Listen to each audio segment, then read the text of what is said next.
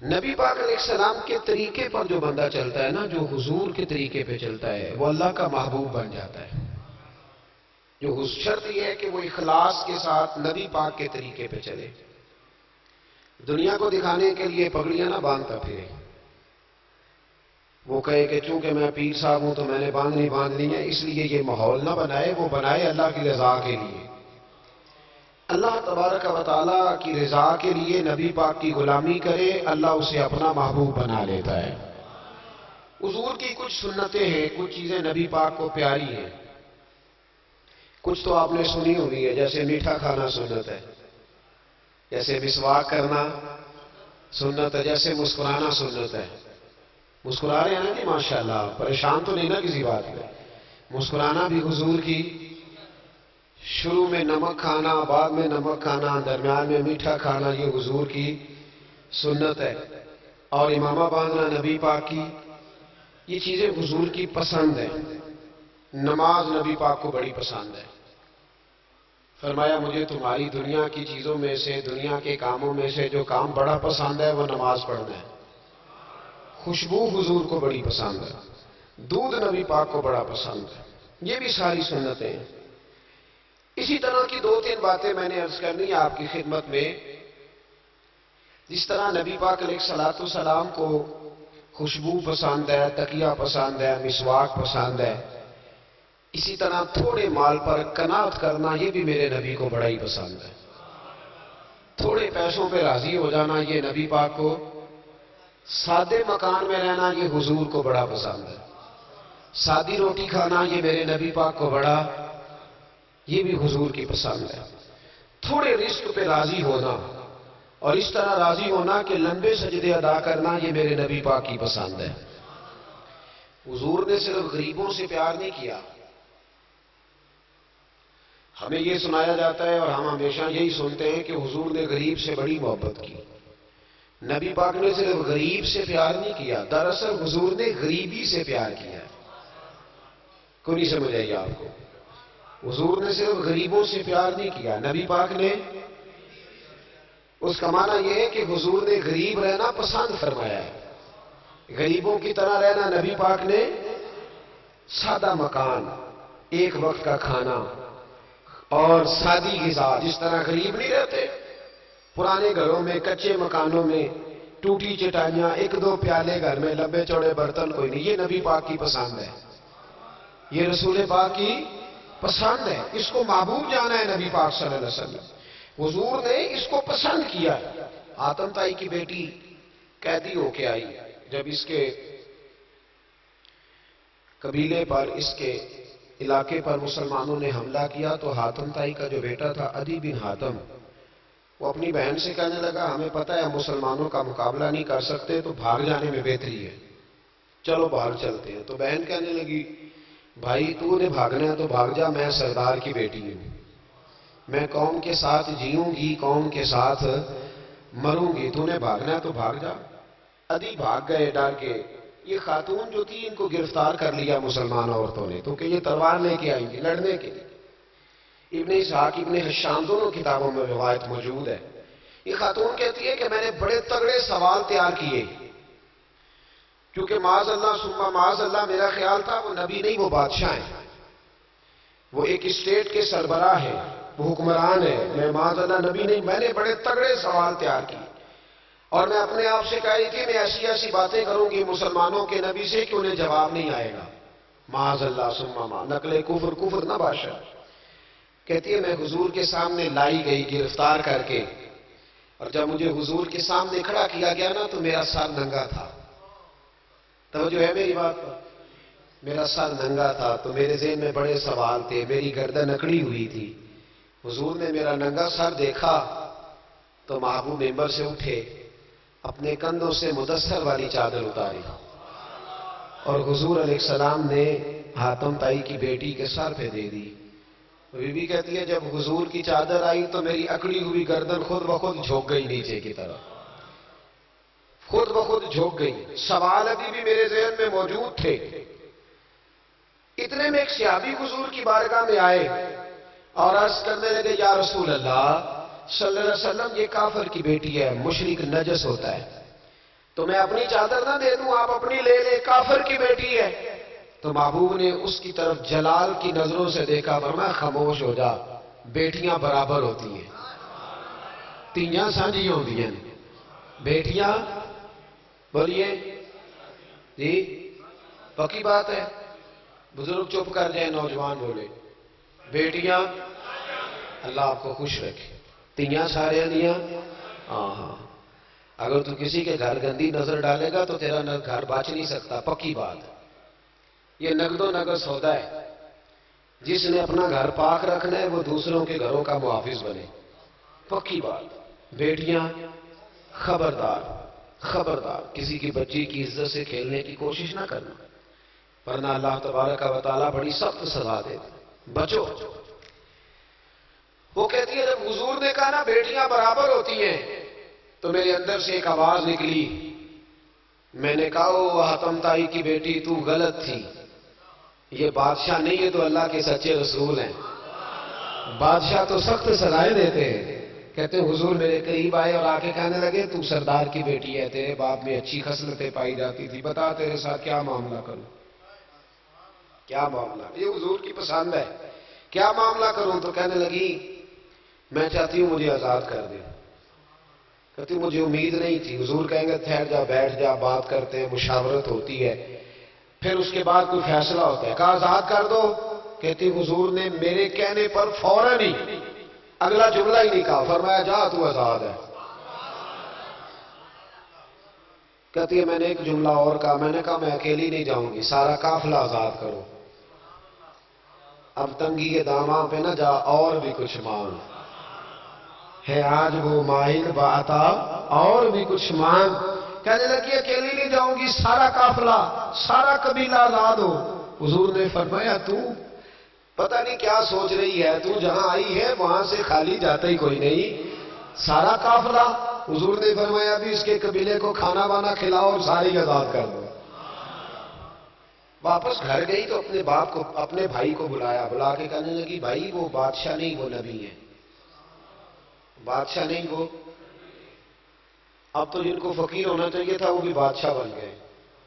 بادشاہ سلامت، بادشاہ سلامت، میں رات بورے والے میں تھا، بھئی مہربانی پیسے نہ لے کے آئیے گا، باپ اپنی اپنی جگہ پر بیٹھے، یہ کام بالکل نہ کریں، اللہ آپ کو خوش رکھے، برکت دے۔ میں اس کو حرام نہیں کہتا، پر یہ سٹائل نظرانے کا درست نہیں، اس سے بچا کرے، ورنہ پھر وہی بندہ چنگا لگنا جنہیں پیسے لے کے آنا ہے، دوجے کا دل کرنا ہے ٹوری جان دے چنگے نے، اس لیے اس چکر سے باہر نکل ہے تاکہ قوم سمجھدار ہو جائے، بالکل یہ کام نہیں کرے۔ سنیں اور یاد رکھیں، میں تھا وہاں دور تو دو تین بچے نا یوں ہاتھ باندھ کے کھڑے ہو گئے۔ اب حضور نے فرمایا کہ اس طرح کا معاملہ نہ کرو جیسے مجوسی اپنے بادشاہوں کے ساتھ کرتے تھے۔ میں کہ پتر بہ جو کہندے نہیں ساڑی ڈیوٹی ہے، میں کہ کیس لائیے، میں بادشاہ سلامت ہوں تو بہ جو کرسی تھے آرامدار، کیا چکر چل گیا ہے، ہاتھ باندھ کے کھڑے ہونا، کونوں میں کھڑے، کیا اس کا مطلب؟ ادب اداب ہیں کرنے چاہیے، لیکن یہ کیا لوگوں کو سزا ملی ہوئی ہے کہ وہ بیچارہ جو غریب آدمی ادب اداب صرف اس کی ذمہ داری ہے، ماڑا آیا تو پیر صاحب نے ادب پہ لگا دیا اور تگڑا آیا تو خود ادب کرنا شروع کر دیا، یہ کس قسم کا تماشا ہے؟ یہ کوئی طریقہ نہیں، ادب اداب ہونے چاہیے لیکن غریبوں کو سزا، انہیں سزا نہ دو اگر بیچارے آ گئے تمہارے آستان آیا دیا۔ بہرحال آمدام بسر مطلب کہنے لگی میں دیکھ کے آئی ہوں جو بادشاہ نہیں نبی ہے، تو علی کہنے لگا میں عورتوں کی باتوں پہ یقین نہیں کرتا، میں خود جا کے دیکھوں گا۔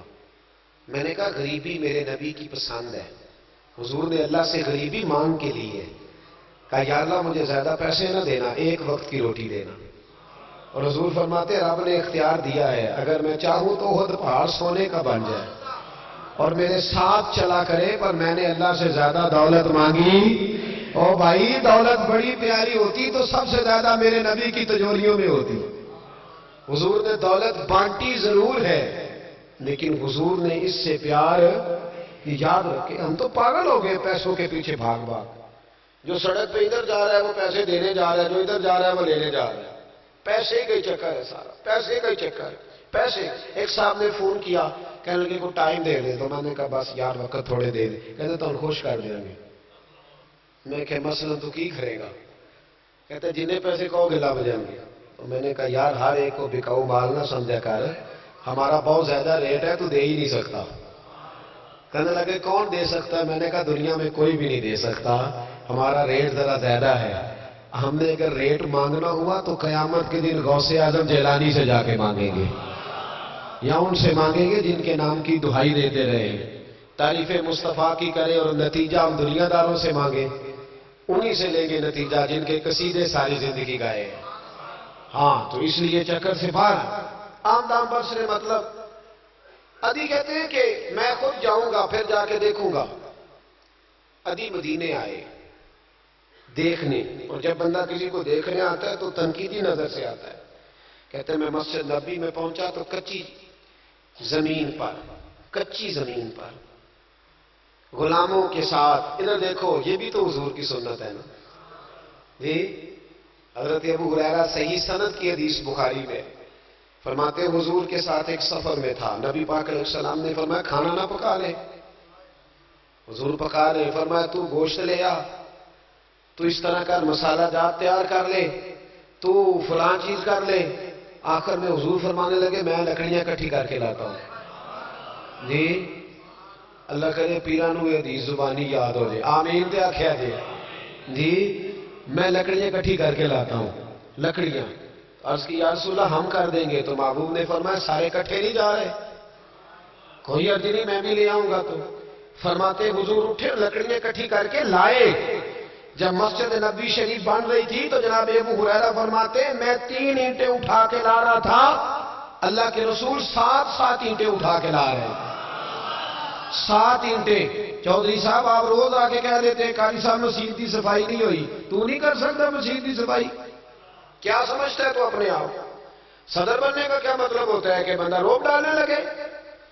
دنیا میں جو سب سے زیادہ عزت والا اور بڑا ہوتا ہے وہ وہی ہوتا ہے جو اللہ کے گھر میں جھاڑو دیا کرتا ہے. کیا لوگوں نے معیار بنا لیا ہے؟ یہ معیار ہے.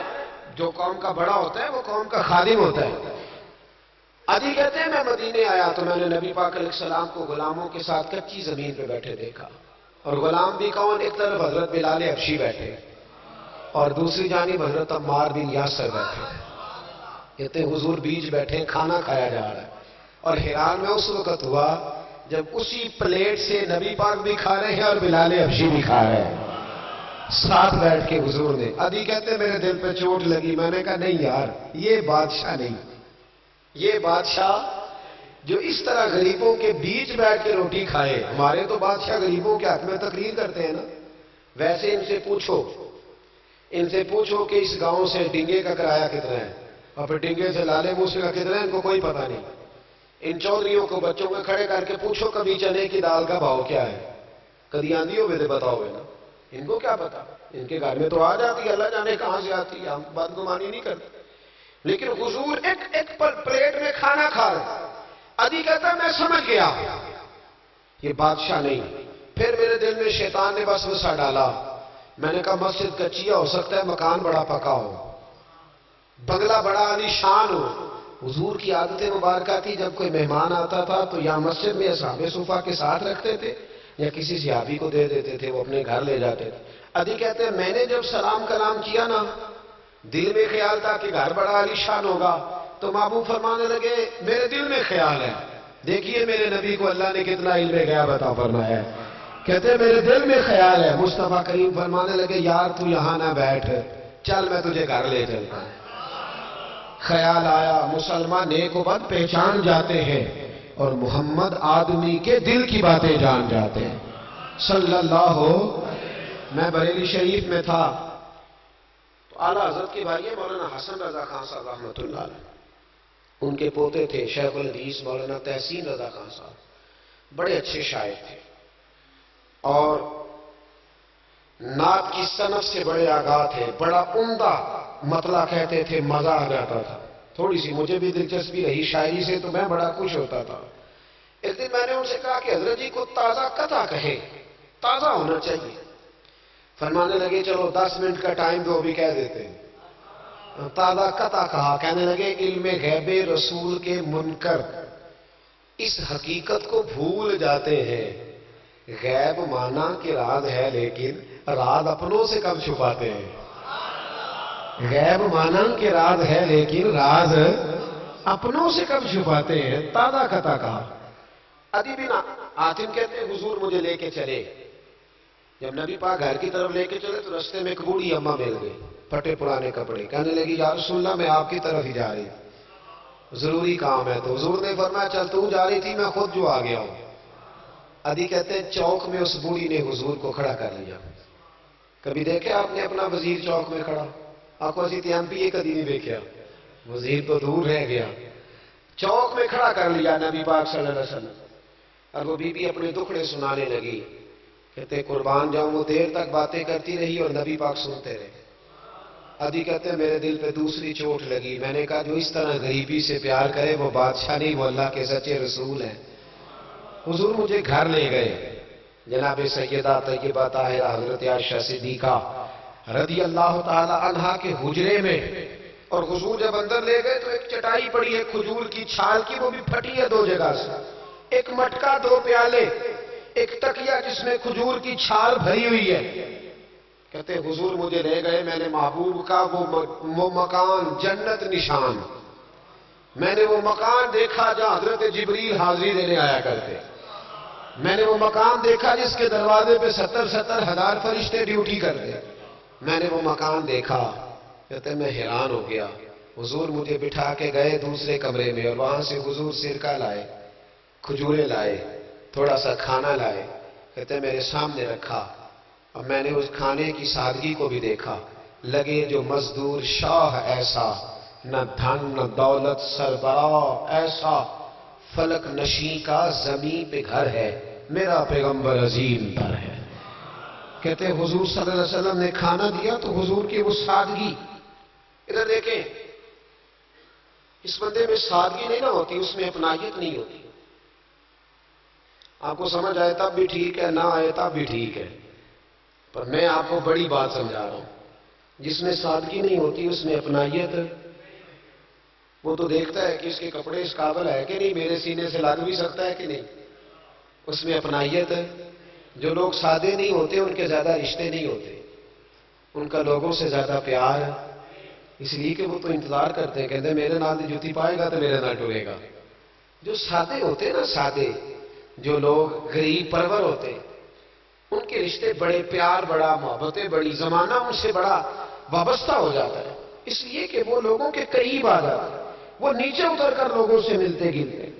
وہ یہ نہیں دیکھتے میرا قد کتنا بڑا ہے، وہ یہ دیکھتے ہیں یار سامنے والے کا پیار مجھ سے کتنا ہے. وہ نیچے اتر کر لوگوں سے کہتے ہیں نبی پاک علیہ السلام نے بڑا سادہ سا مجھے کھانا دیا. جب میں کھا چکا تو حضور فرمانے لگے سارا کچھ تو آپ نے دیکھ لیا، کیا پروگرام ہے، کب جانا ہے آپ نے؟ دیکھ لیا سارا کچھ، اگلا پروگرام بنائے. تو ادی کہتے میں دور بیٹھا تھا، میں اٹھ کے قریب آ گیا. میں نے کہا محبوبہ اب کہاں جانا ہے، مجھے کلمہ پڑھائے، میں مسلمان ہونا چاہتا ہوں. یہ غریبی حضور کی پسند ہے. تھوڑے پہ گزارا کرنا سیکھو. پتہ ہے دنیا میں سب سے زیادہ سکھی کون بندہ ہے؟ وہ بندہ سکھی ہے جسے اللہ نے جو دیا ہے نا وہ اس پہ راضی ہو گیا ہے. وہ بندہ بڑا سکھی ہے. جو دائیں بھی دیکھتا ہے بائیں بھی دیکھتا ہے، کسی کی کار دیکھتا ہے، کسی کی ہیوی بائک دیکھتا ہے، اور ٹینشن میں رہتا ہے. سکھی رہنا چاہتے ہو تو جو اللہ نے دیا اس کی حضور کی پسند ہے. دوسری بات، معاف کرنا میرے نبی کو بڑا ہی پسند ہے. کیا کرنا؟ بول کے بتائیں. بول. نبی پاک کو بڑا. آپ بھی معاف کر دیتے ہیں نا جی؟ ہمارے ہاں معافی نہیں ہوتی، صلح ہو جاتی ہے. چوری صاحب پریشر پایا صلح کر لو، کہتے چلو ہوں چودھری جی کے میں موڑیے صلح کر لینے، پر جدو قابو آئے گا دیکھی جائے گی. تو یہ معافی نہیں ہوتی. یہ کیا ہوتا ہے؟ آپ جب کسی کو معاف کرتے ہیں تو آپ کا قد اونچا ہوتا ہے. ایک پتے کی بات لکھی ہے میرے اعلیٰ حضرت نے، اسے پلے سے باندھ لو. اعلیٰ حضرت فرماتے ہیں بدلہ لینے والا پریشان رہتا ہے اور معاف کرنے والے کو اللہ سکون عطا فرما دیتا ہے. معاف کرنے والے کو اللہ، اگر سکون چاہتے ہو تو معاف کرنا سیکھو، درگزر کرو. درگزر حضور کی پسند ہے. نبی پاک معاف کرنے کو بڑا پسند کرتے. لمبی چوڑی بات دل میں بسا کے رکھنا، بغض پالنا، کسی کے خلاف پلاننگ کرنا، یہ حضور کو پسند. نبی پاک ایک جنگ سے واپس آ رہے تھے، تلوار مبارک ہاتھ میں تھی، تو ایک جگہ حضور کا آرام کرنے کو دل چاہا. اللہ کے محبوب صلی اللہ علیہ وسلم نے اپنی تلوار درخت سے لٹکائی، حضور آرام کرنے لگے، باقی صحابہ دور دور آرام کر رہے تھے۔ غوث بن حارث نام کا ایک شخص تھا، بخاری میں موجود ہے، کافر تھا۔ اس نے حضور کو آرام کرتے دیکھا، حالانکہ نبی پاک فرماتے میری آنکھیں بند ہوتی ہیں، دل میرا جاگتا رہتا ہے۔ اس نے دیکھا حضور علیہ السلام کی تلوار لٹک رہی ہے تو آ کے تلوار اتاری۔ جب تلوار اتاری تو حضور کی آنکھ کھلی، کوئی بے چینی نہیں، اللہ کے حبیب اطمینان سے آرام کر رہے۔ کہنے لگا اے محمد ابن عبداللہ، سب کہیے صلی اللہ علیہ وسلم، اے محمد ابن عبداللہ صلی اللہ علیہ وسلم، اب آپ کو مجھ سے کون بچائے گا؟ کون بچائے گا؟ میرے محبوب کا توکل دے کے، بھروسہ دے کے، یقین دے کے حضور اٹھ کے بیٹھ گئے، دستار مبارک کو سیدھا کیا، فرمانے لگے مجھے میرا رب بچائے گا، مجھے میرا رب بچائے گا۔ جب آپ کی زبان سے یہ لفظ نکلے تو وہ کانپنے لگ گیا، کافر کانپا، اس کے ہاتھوں سے تلوار گر گئی۔ اللہ کے محبوب نے اٹھ کے تلوار پکڑ لی، فرمانے لگے مجھے تو میرے رب نے بچا لی ہے، اب تو بتا تجھے کون بچائے گا؟ مجھے میرے رب نے۔ اچھا اب یہ بتائیں آپ کہ ہمارے قابو بندہ آ جائے جو اس طرح حملہ کرنے آئے تو ہم کیا حال کرتے ہیں؟ بولے یہاں تو بعد میں پتہ چلتا ہے کہ بیچارہ چور نہیں تھا، لیکن لوگوں نے مار مار کے مار ڈالا، بعد میں پتہ لگتا ہے۔ غور کرنا، غور، ان روایتوں کو صرف سن کے نہ گزر جایا کرو، اس کا پس منظر سمجھیے۔ بندہ قتل کرنے آیا ہے، اس کی تلوار قابو آئی، حضور نے فرمایا تیرے ساتھ کیا کروں؟ مجھے تو اللہ نے بچا لیا۔ اس نے گردن جھکائی، مطلب یہ تھا کہ جو دل کرے کرے۔ تو محبوب علیہ السلام مسکرائے، فرمانے لگے جا میں نے تجھے معاف کیا۔ چلو انجی دعا کر لو، اسی چھوٹے بھرا نہیں معاف کرنا سیکھ جائیے۔ چلو کوئی ساس سورا نو ہی معافی دے چڑے، کوئی نو ہی ساس سورے نو معاف کر چڑے، کہیں تو معافی ملے، کہیں تو جان چھوٹ جائے۔ کوئی کسی کو معاف کرے، خامد بیوی کو کر دے، چلو بیوی شاید بھی بڑی دکھی ہے، اب تو ہر بیوی دکھی ہے اللہ ماشاءاللہ، وہی کہیں معافی دے دے۔ خدا را معاف کرنا سیکھو۔ اتنا بغض اندر بھرا ہے، سالوں بیت گئے، رشتہ دار ایک دوسرے سے مل نہیں رہے، معافی نہیں دے رہے۔ فرمایا جا تجھے معاف کیا۔ وہ شخص جانے لگا، اگلے لفظ قاضی ایاز مالکی نے شفا شریف میں لکھے، جب جانے لگا تو حضور نے آواز دی، واپس آیا، محبوب فرمانے لگے یار اتنی دور سے چل کے آیا ہے، میرا طریقہ نہیں مہمان کو خالی بھیجنے کا، لیکن اب یہاں سفر میں تجھے کیا دوں، تو اس طرح کر یہ تلوار میری تحفے میں لے جا، کر کے دکھا رہا تو بھی ایسے، تو حضور کی غلامی کا دعویٰ نہیں کرتا۔ یہاں تو پوری ملت کا نقصان ہو گیا، پر دیندار کہلانے والوں نے ایک دوسرے کو معاف نہیں کیا۔ یہاں تو نظریے اور جماعتیں داؤ پہ لگ گئی، لیکن دیندار کہلانے والے ایک دوسرے کو معاف نہ کر سکے۔ اللہ جانے وہ کیا ایسی باتیں تھی جو رہ گئی سینوں میں، بستیاں اجڑ گئی پر ہم معاف نہ کر سکے، چند باتیں نہ دلوں سے نکال پائے، ایک نظریے کے لوگ ایک جگہ اکٹھے بیٹھنے کے قابل نہ رہے، جا تلوار لے جا۔ وہ شخص کہتا ہے 2 منٹ میں تلوار لے کے آگے بڑھا، پر میرے اندر سے آواز آئی، اور یار جس کا اتنا بڑا حوصلہ ہو، جو اتنا معاف کرنا جانے، وہ بھی کبھی جھوٹا ہو سکتا ہے۔ تو میں تلوار لے کے قتل کرنے آیا تھا، تحفہ لے کے جا رہا تھا، واپس آیا، میں نے کہا محبوبہ ساری دنیا جھوٹ بولتی ہے، جو معاف کرنے کی ادا تیری ہے وہ بتاتی ہے کہ تو اللہ کا سچا رسول ہے۔ کلمہ پڑھ گئے وہ شخص، معافی نہیں کرتے، درگزر والا کھاتا ہی کوئی نہیں۔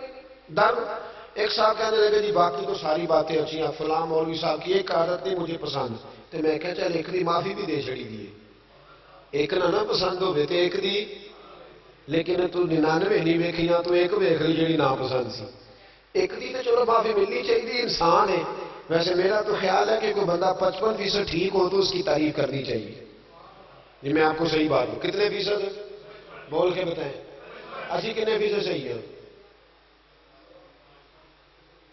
تو پھر کم از کم جو 55% صحیح ہے اسے تو صحیح مان لو۔ اپنا اگر حال 5% ہے تو جو 55% ٹھیک ہے اسے تو صحیح مان لو، چلو چھوڑو 45% بھی اگر غلط ہے تو پھر بھی زیادہ % تو ٹھیک ہی ہے نا، معاف کریں۔ حبار بن اسود، اس نے حضور کی بیٹی کو شہید کیا تھا۔ بیٹیاں بڑی پیاری ہوتی ہیں، یہ بیٹی جو ہوتی ہے نا یہ دل کا سکون ہوتی ہے، بڑی پیاری. اور بیٹیوں کا سکھ انسان کو جوان کرتا ہے، ان کا دکھ بندے کو بوڑھا کر دیتا ہے. حبار بن اسود نے نبی پاک کی بڑی شہزادی، حضور کی چاروں بیٹیوں نے دین کے لیے بڑی قربانیاں دی ہیں. ہمارا تو پراپوگنڈا ہے نا، جدھر دنیا چل گئی باہر حال، اس میں کوئی شک نہیں کہ عظمت زیادہ سیدہ فاطمہ کی ہے، پیار زیادہ حضرت فاطمہ سے کیا گیا ہے. لیکن حضور کی بیٹیاں کتنی ہیں؟ بولے. ہمارے یہاں بس وہ نقیب بھی کہتا ہے اور میں پڑھ لگا حضرت فاطمہ دی منقبت، میں کہ پہلیاں تین آدمی پڑھا پہلا میں مولا علی کی منقبت پڑھنے لگا. حضرت علی کا بغض کفر ہے، نفاق ہے، ان کا پیار ایمان ہے. پر باقی تین کی بھی شان بیان کرنا وہ کوئی نہیں، تو ہوں دی کسی نے بھی ادھر کیوں نہیں جاتے؟ بیاں ہو کس زبان سے مرتبہ صدیق اکبر کا کہ محبوب خدا محبوب ہے صدیق اکبر کا. لٹایا راہ حق میں گھر کئی بار اس محبت سے کہ لٹ لٹ کر حسن گھر بن گیا صدیق اکبر کا. کیوں نہیں آتی؟ بڑی بیٹی تھی سیدہ زینب، بڑی شہزادی، مکے سے مدینے آ رہی تھی، گھوڑے پہ بیٹھی تھی، پیٹ میں بچہ تھا. حبار بن اسود نے گھوڑے کو کچھ چیز لگا دی، چبو دی، گھوڑا تیز دوڑا. میرے محبوب کی بڑی شہزادی گھوڑے سے گری، پیٹ میں بچہ تھا، تکلیف ہوئی، کتنے مہینے بیمار رہی، حمل بھی ضائع ہوا، اور سیدہ زینب وصال بھی کر گئی. جب ان کا انتقال ہوا تو روایت حضرت ابو ہریرہ کی موجود ہے، فرماتے میں نے حضور کی ساری داڑھی کو آنسوؤں سے بھرے ہوئے دیکھا. محبوب پریشان ہوئے ان کے وصال، دکھ ہوا حضور. وہ قاتل حبار بن اسود فتح مکہ کے موقع پر چہرے پر نقاب پہن کے آ گیا اور حضور کے سامنے کھڑے ہو کے کہنے لگا یا رسول اللہ، کو بہت بڑا دشمن بھی آئے تو معاف کر دیتے ہو، بہت بڑا دشمن بھی. میرے نبی پاک نے فرمایا حبار چہرے سے کپڑا ہٹا، بیٹیاں بھولا نہیں کرتی، پر تو کلمہ پڑھ میں تجھے بھی معاف کرنے کو تیار ہوں. تیرا حوصلہ کدھر ہے؟ تو درگزر ہی نہیں کرتا، تو سڑک پہ لڑ رہا ہے، چوک پہ لڑ رہا ہے. آخری بات سنیں، حضور نے غریبی کو پسند کیا، معاف کرنے کو بڑا پسند کیا، اور نبی پاک صلی اللہ تعالی علیہ وآلہ وسلم نے صلح کرانے کو بڑا پسند فرمایا. کیا کرانے کو؟ جی فرمایا اگر صلح کرانے کے لیے تمہیں بظاہر خلاف واقعہ بات بھی کہنی پڑے، یعنی لگے کہ جھوٹ بولنا پڑ رہا ہے، تو میرے نبی نے اجازت دی پھر بھی صلح کرا دو. آج ہم نہ لڑائی کرا رہے ہیں، لیڈروں کی بھی لڑائی کئی مشیر کے لات کراتے ہیں. اس پر دلیل دوں گا، مشیر ناراض نہ ہو جائے، پر دلیل دوں گا. مولا علی شیر خدا سے ایک شخص نے کہا حضور باقی تین خلفاء کے زمانے میں اتنی جنگ نہیں تھی جتنی آپ کے زمانے میں. تو آپ فرمانے لگے ان تینوں کا مشیر میں تھا، میرے مشیر تیرے جیسے ہیں، اس لیے یہ تباہی ہو رہی ہے. مہربانی فرمائیں، مشورہ صحیح دے. ہم ایک دوسرے کو اس طرح کی کہانیاں سناتے ہیں کہ دور کرتے ہیں. حضور نے، پتہ ہے آپ کو بڑی مشہور حدیث ہے بخاری میں، نبی پاک صلی اللہ علیہ وسلم نے فرمایا اگر میں دیر سے آیا نا تو جماعت کرا لینا، انتظار نہ کرنا. یا رسول اللہ آپ جماعت چھوڑ کیوں رہے ہیں؟ فرمایا دو قبیلوں کی صلح کرانے جا رہا ہوں. حضور نے فرمایا جماعت میں میرا انتظار ہے. کہاں جا رہے تھے نبی پاک؟ بولے. سن لو حدیث مسند امام احمد بن حنبل میں، فرمایا دو مسلمانوں کی صلح کرا دے، اللہ تجھے 2 حج اور 2 عمرے کا ثواب عطا فرمائے گا. 2 حج اور چلو ادھر پھول نہیں پہنے، کسی استقبال نہیں کرنا، کسی فوٹو نہیں دینی کہ حاجی ہو گیا ہے، لیکن حج ملے گا ضرور، اس لیے کہ میرے نبی نے وعدہ فرمایا ہے. لوگوں کو قریب کرنے کا سبب بنے، قریب کرے، لڑائیاں نہ کریں، صلح کریں، مہربانی کریں، اتحاد کی بات کریں. ایک دوسرے اگر 2 بھائی آپس میں ناراض ہیں تو ان کے اندر قربتیں پیدا کریں، کہیں کہ ان کی صلح ہو، انہیں قریب کرائیں، ان کے ساتھ محبت کے رشتے قائم کرائیں. ہم لڑائی کرا کے لوگوں کو اپنے ساتھ سیٹ رکھنا چاہتے ہیں. کبھی سنتے نہیں آپ کہ مدینے سے جو لوگ آئے اور جو مکے سے جو لوگ مدینے آئے اور جو مدینے میں رہ گئے حضور نے بھائی بھائی بنا دیے. فرمایا بھائی بھائی بن جاؤ. حضور نے ایسے رشتے قائم کیے کہ وہ ساری زندگی قائم رہے. تو لوگوں کو لڑانے کا سبب کیوں بنتا ہے؟ لوگوں کو ملائیں، یہ حضور کی پسند ہے. 3 باتیں میں نے عرض کی ہیں. غریبی نبی پاک کی پسند ہے، معاف کرنا حضور کی، صلح کرانا نبی پاک کی. ان تینوں حضور کی سنتوں پر عمل کریں. ملے گا کیا؟ اللہ ہمیں اپنا محبوب بنا لے گا. جب ہم یہ کام کریں گے تو پھر رب ہم سے محبت فرمائے گا. دعا کرتا ہوں جو کچھ میں نے عرض کیا اللہ اسے قبول فرمائے. جہاں ہم بھول گئے اللہ ہم سے درگزر فرمائے. علم نافع